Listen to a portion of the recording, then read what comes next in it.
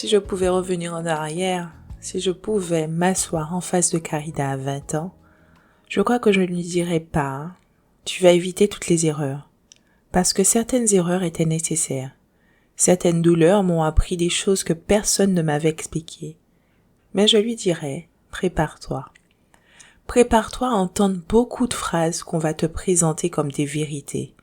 Des phrases répétées par la famille, par la société, par les films, par les contes de fées, par les gens autour de toi, parfois même par des femmes qui t'aiment.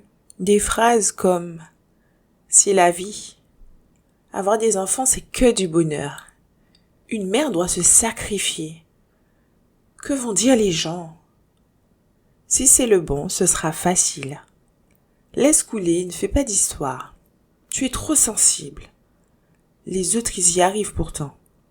Tu es forte, tu vas gérer. N'aie pas peur. Et à force d'entendre ces phrases, tu finis par les croire. Puis sans t'en rendre compte, tu construis ta vie autour. Tu prends des décisions avec elles. Tu restes dans des situations avec elles. Tu t'oublies avec elles. Tu te compares avec elles. Tu culpabilises avec elles. Et un jour, tu te réveilles en te demandant « Mais à quel moment j'ai arrêté de m'écouter ?» Alors aujourd'hui, j'ai envie de te faire l'épisode que j'aurais aimé entendre à 20 ans. Pas un épisode parfait, pas un épisode où je donne des leçons, un épisode comme une grande sœur ou comme une mère qui te regarde dans les yeux et qui te dit « Ma fille, écoute-moi bien, tout ce qu'on t'a répété n'est pas forcément vrai. » Salut, moi c'est Carida. Bienvenue dans Un pas vers l'équilibre. Ce podcast est un espace où on explore ensemble comment on peut perdre son identité de femme en devenant mère et surtout comment on peut doucement la retrouver. Ici, je ne viens pas te dire quoi faire, je ne viens pas te donner une méthode magique, je partage mon vécu, mes prises de conscience, mes erreurs, mes petits pas. Parce que parfois, entendre une autre femme poser les mots qu'on n'arrivait pas à poser, ça suffit déjà à se sentir moins seule. Et aujourd'hui, j'ai envie qu'on parle des mensonges qu'on raconte aux femmes.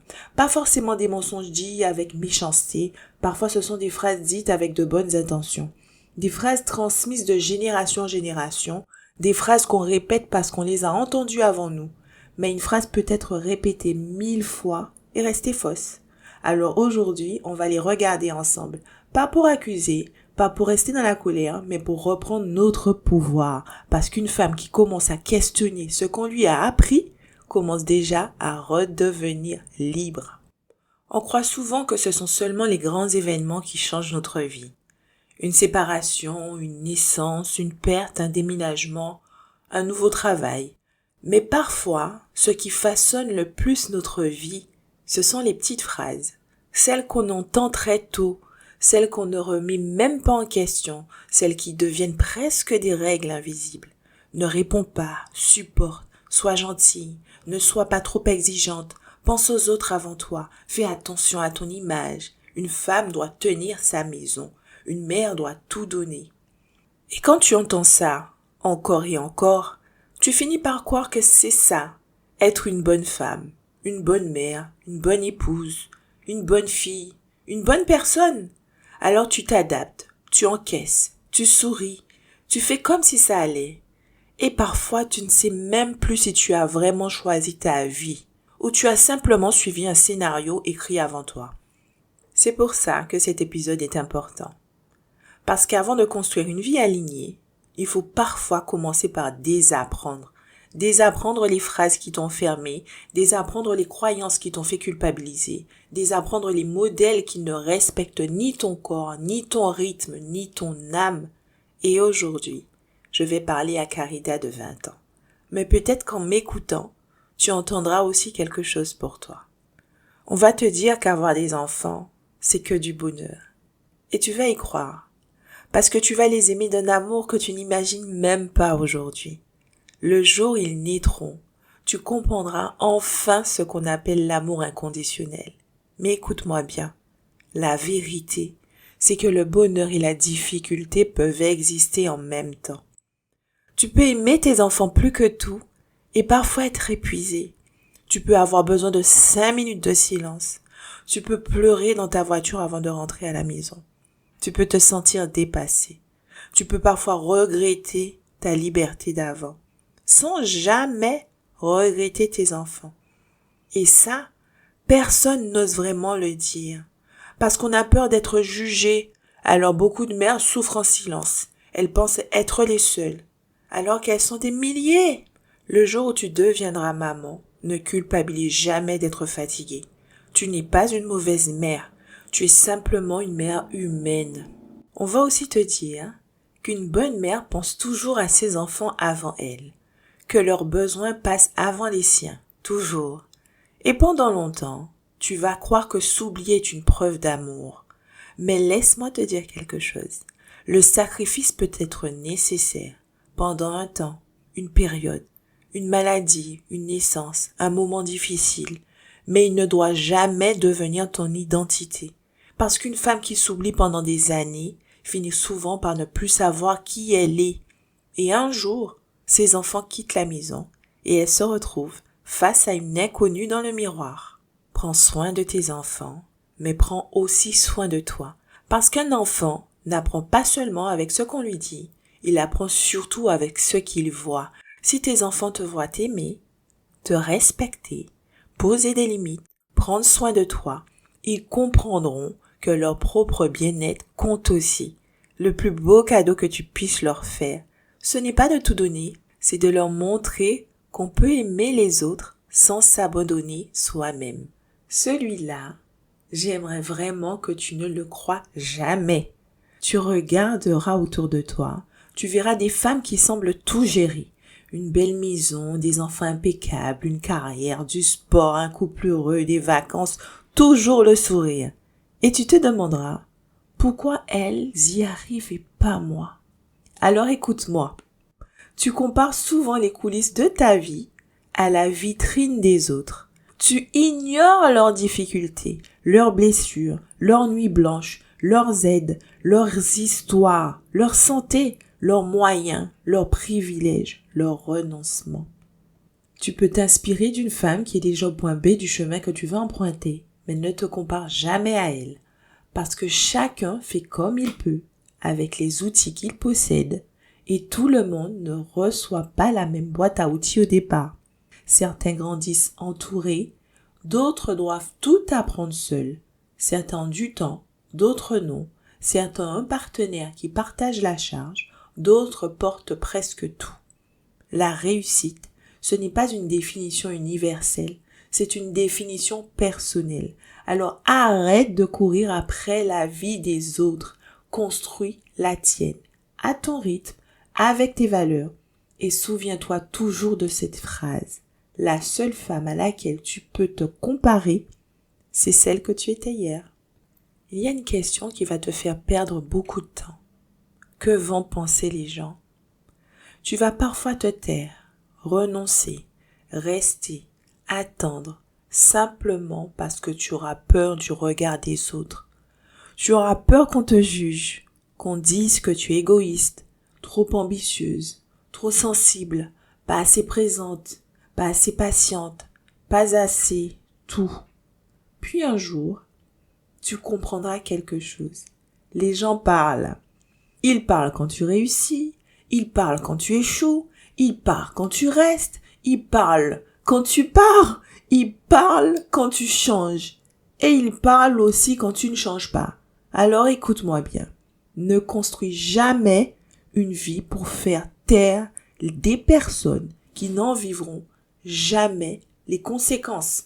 Parce que le soir, quand tu poses la tête sur ton oreiller, tu es seul avec ta conscience, pas avec leurs opinions.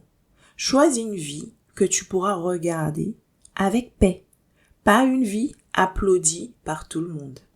Ah, celui-là, j'aurais vraiment aimé qu'on me le démontre plus tôt. Parce qu'on grandit avec les contes de fées, les princesses, les films romantiques, les histoires où l'amour résout tout. Et inconsciemment, on finit par croire que le jour où on rencontre la bonne personne, tout devient simple. Mais la vraie vie, ce n'est pas un conte de fées. Le prince charmant n'arrive pas sur un cheval blanc. Il ne lit pas dans tes pensées, Il oubliera parfois des choses, il te décevra. Et oui, parfois, il t'énervera profondément. Et toi aussi, tu l'énerveras. Parce que deux êtres humains, ça reste deux êtres humains. Le bon partenaire, ce n'est pas celui avec qui il n'y a jamais de désaccord. C'est celui avec qui on peut traverser les désaccords. Celui qui reste quand la vie devient moins glamour. Celui qui prend ta main quand tu n'as plus la force. Celui sur qui tu peux t'appuyer. Et celui qui sait qu'il peut aussi s'appuyer sur toi. L'amour, ce n'est pas vivre sans tempête. C'est apprendre à naviguer dans le même bateau en regardant dans la même direction. On va souvent te dire, laisse couler, ne fais pas d'histoire, c'est pas si grave. Et parfois, ce sera un bon conseil. Parce que toutes les batailles ne méritent pas d'être menées. Mais fais attention, à force de tout laisser couler, on finit parfois par se laisser couler soi-même. Chaque remarque que tu ravales, chaque limite que tu ignores, chaque blessure que tu minimises, chaque fois que tu fais semblant que ça ne t'a pas touché, tu t'éloignes un peu plus de toi. Le silence peut préserver la paix, mais il peut aussi entretenir l'injustice. Alors apprends à faire la différence. Tout ne mérite pas une guerre, mais certaines choses méritent une conversation et certaines limites méritent d'être posées parce que les conflits ne détruisent pas les relations. Le manque de communication, lui, le peut. Pendant longtemps, tu vas croire que quelque chose ne va pas chez toi parce qu'on va te dire que tu es trop sensible, tu réfléchis trop, tu prends tout trop à cœur, tu ressens tout trop fort. Alors tu vas essayer de changer, de cacher tes émotions, de faire semblant que ça ne te touche pas, de mettre un masque. Mais écoute-moi bien, tu n'es pas trop sensible. Tu ressens profondément et c'est différent. Ta sensibilité te permettra de comprendre les autres, de voir ce que beaucoup ne voient pas, d'aimer sincèrement, d'être une maman attentive, une amie présente, une femme profondément humaine. Mais cette sensibilité, tu devras apprendre à la protéger, parce que toutes les autres personnes n'auront pas accès à cette partie de toi. Tu n'as pas besoin de devenir plus dur, tu as simplement besoin de devenir plus sélective. Tout le monde ne mérite pas d'entrer dans ton jardin. Celui-là, on te le dira comme un compliment. Toi, tu es forte. Tu vas y arriver. Je ne m'inquiète pas pour toi. Et tu sais quoi? Oui, tu es forte. Vraiment. Mais j'aimerais que tu comprennes une chose. Tu n'as pas besoin de passer ta vie à le prouver. Tu n'as pas besoin de tout porter seul. Tu n'as pas besoin d'être celle qui trouve toujours les solutions, celle qui rassure tout le monde, celle qui encaisse sans jamais craquer. Parce qu'à force d'être la femme forte, plus personne ne te demande comment toi, tu vas. Même toi, tu finis par ne plus te poser la question. Alors écoute-moi. Demander de l'aide ne fait pas de toi une femme faible. Au contraire, ils font souvent beaucoup plus de courage pour dire « je n'y arrive plus, j'ai besoin d'un coup de main, je suis fatiguée ». La vraie force, ce n'est pas de tout porter, c'est de savoir quand il est temps de partager le poids. Tu vas souvent remettre les choses à plus tard. Tu diras quand les enfants seront plus grands, quand j'aurai plus d'argent, quand j'aurai plus de temps, quand je serai prête. Alors laisse-moi te dire quelque chose. Le bon moment n'arrive presque jamais. La vie continue. Les années passent. Les enfants grandissent. Les parents vieillissent. Et parfois meurent. Les occasions aussi. Alors n'attends pas que tout soit parfait. Passe cet appel, commence ce projet, prends ce rendez-vous, pars marcher, écris cette première page, dis je t'aime, dis je suis désolé, dis non, dis oui, vis maintenant, parce que le temps est une richesse, mais il est aussi la seule chose que personne ne pourra jamais te rendre. Et pour terminer, j'aimerais te dire quelque chose que personne ne m'a dit. Tu auras peur, très souvent, peur de te tromper, peur de changer de travail, peur de quitter ce qui ne te convient plus, peur de décevoir, peur d'échouer, peur du regard des autres. Et tu sais quoi? C'est normal. Le courage, ce n'est pas l'absence de peur, c'est avancer malgré elle. Alors ose poser une question, ose dire non, ose dire oui, ose lancer ce projet, ose demander de l'aide, ose recommencer. Tu feras des erreurs, comme tout le monde. Tu tomberas, comme tout le monde. Mais tu apprendras et tu grandiras. Le vrai danger, ce n'est pas d'avoir peur. Le vrai danger, c'est de laisser cette peur décider de toute ta vie. Parce que les regrets, eux, restent parfois beaucoup plus longtemps que les échecs. Alors crois en toi, même quand tu doutes, même quand tu trembles. Parce que tu es souvent bien plus capable que tu ne l'imagines. Alors cette semaine, je ne vais pas te demander de changer toute ta vie. Je vais simplement te demander une chose. Prends quelques minutes, prends une feuille et écris une phrase, une seule. Une phrase qu'on t'a répétée pendant des années. Une phrase que tu crois encore aujourd'hui. Par exemple, je dois tout gérer seule. Je dois être parfaite. Je ne suis jamais assez. Les autres passent avant moi. Je suis trop sensible. Puis regarde cette phrase et pose-toi cette question. Est-ce que cette croyance m'aide à construire la vie que je veux ou est-ce qu'elle m'en éloigne? Si la réponse est non, tu n'es pas obligé de continuer à la porter. Tu peux la déposer aujourd'hui parce qu'on n'est pas responsable des croyances qu'on nous a transmises. En revanche, on devient responsable de celles qu'on choisit de garder. Carida, si je pouvais vraiment revenir te voir, je crois que je ne chercherais même pas à t'éviter toutes tes erreurs, parce que chacune d'elles m'a construite jusqu'aujourd'hui. Je ne voudrais pas t'enlever les rencontres, ni les joies, ni même certaines blessures. Elles ont fait de toi la femme que tu es devenue. En revanche, je te prendrai dans mes bras. Je te dirai, tu n'as rien à prouver. Tu n'as pas besoin de mériter l'amour. Tu as le droit de changer d'avis. Tu as le droit de dire non. Tu as le droit de te tromper. Tu as le droit de recommencer. Tu as le droit d'être différente. Tu as le droit de prendre de la place. Tu as le droit de rêver grand. Et surtout, n'attends jamais que quelqu'un vienne te donner la permission de vivre la vie qui te ressemble. Cette permission, elle est déjà en toi. Et peut-être que finalement, cet épisode n'était pas seulement pour Carida. Peut-être qu'il était aussi pour toi. Parce que toi aussi, tu as eu 20 ans. Toi aussi, tu as cru certaines phrases. Toi aussi, tu portes peut-être encore des croyances qui ne t'appartiennent plus. Alors j'aimerais te laisser avec cette question. Quelle est la phrase que tu as envie d'arrêter de croire aujourd'hui? Parce que parfois, une seule croyance abandonnée peut changer toute une vie. Si cet épisode a fait écho en toi, j'aimerais beaucoup connaître la phrase que tu as décidé de laisser derrière toi.